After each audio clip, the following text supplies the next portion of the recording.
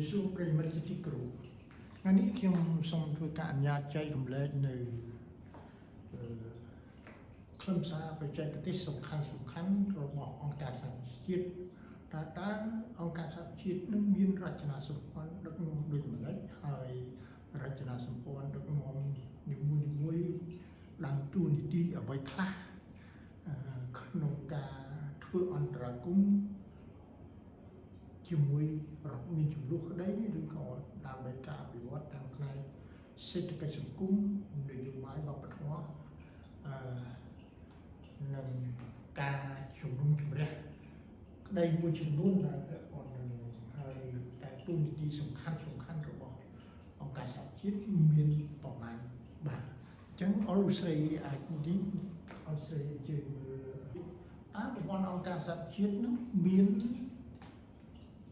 រចនាសម្ព័ន្ធដឹកនាំដូចម្តេចបាទហើយរចនាសម្ព័ន្ធនេះគេប្រកាសឡើងដើម្បីអ្វីហើយកើតនៅឆ្នាំណាហ្នឹងហើយបេសកកម្មក្នុងការអីដើម្បី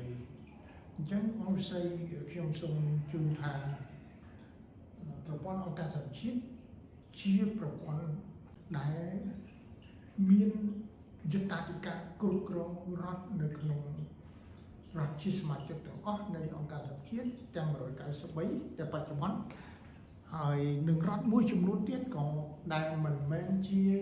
សមាជិកអង្គការសហជាតិក៏មានសិទ្ធិចូលរួមក្នុងការស្ដាប់មតិដេញដោលអីផ្សេងៗដែលពាក់ព័ន្ធនឹងការសម្រេចចិត្តរបស់អង្គការសហជាតិដែរនេះថាតើក្រុមអង្គការសហជាតិនឹងបង្កើតឡើងដើម្បីអ្វីអញ្ចឹងសំណួរគឺថាគឺបង្កើតឡើងដើម្បីអីបាទដើម្បីរក្សាសន្តិភាពនិងសន្តិសុខអន្តរជាតិអញ្ចឹងអរស្រី10សំខាន់ចំណុចទាំងប្រមាណហ្នឹងគឺថា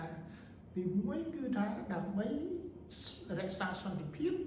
ទី2ដើម្បីសន្តិសុខជាអន្តរជាតិហើយទូនីតិសំខាន់ហ្នឹងវាត្រូវបានបង្កើតឡើងនៅឆ្នាំណាដែលអនុវត្តដល់ទូនីតិហ្នឹងទៅតាមវិធានអ្វីគឺវិធានមួយគេហៅថា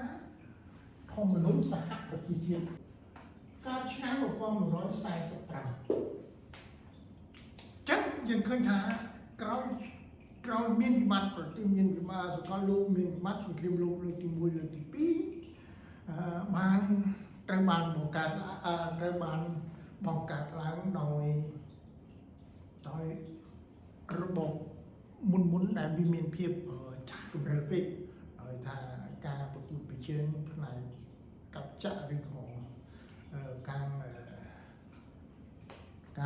ប្រើនៅអំណាចដែលមិនទាន់ជាច្បាប់កន្លងទៅឡើយអញ្ចឹងហើយបាទអង្គការសហជាតិដែលផ្ដល់គំនិតដោយលោក Woodrow Wilson ដែលពេលនោះលោកជាប្រធានាធិបតីសហរដ្ឋអាមេរិកហើយនឹងលោក Churchill ជានាយករដ្ឋមន្ត្រីអង់គ្លេសលោកបានបង្កើតធម្មនុញ្ញអាត្លង់តិកមួយដើម្បីធ្វើការសម្របសម្រួលនៅបញ្ចប់ចំនួននៅកណ្ដាលសមុទ្រអាត្លង់តិកចឹងហើយគេដាក់ឈ្មោះថាធម្មនុញ្ញអាត្លង់តិកបាទហើយដោយសារតែពេលវេលាយើងត្រូវបញ្ចប់ខ្ញុំសូមគោរពថ្លែងអំណរគុណដល់លោកស្រីនាងកញ្ញាដែលបានយកចិត្តទុកដាក់ស្ដាប់នៅបទបង្ហាញរបស់ខ្ញុំនាពេលនេះ